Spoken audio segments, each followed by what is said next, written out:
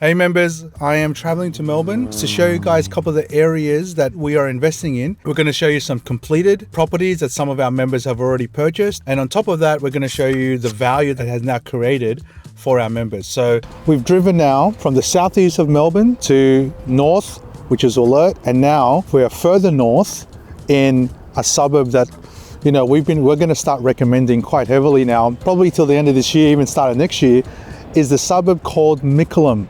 Okay, 35 kilometers from Melbourne CBD. And the key reason we've been talking about this place is going to be that Merrifield city. If you guys remember a lot of my webinars, I talk about this city called Merrifield. Well, here we are. I'm standing in front of stage 1. You can see Merrifield City stage 1 is complete.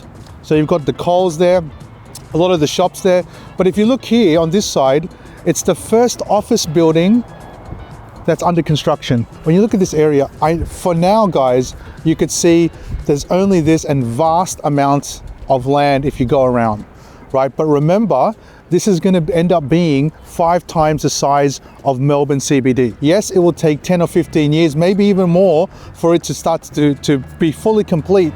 But as investors, remember, you've got to start to get into these areas early. And I just wanted to be out here, guys, showing you the progression of this place. So here we are, standing right in front, the first stage of Merrifield City, and there's going to be a lot more development coming up just in the next 2 years as well. Further down the road there, you've got the business park. So you've got the city center, this is the heart of it. It will stretch all the way down there, 165 hectares of city center.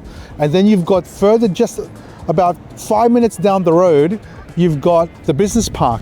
400 hectares of business park.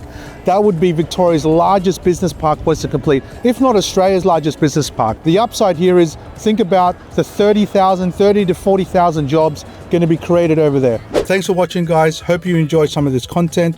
If you did like it, hit the subscribe button and we're going to do a lot more content just like this.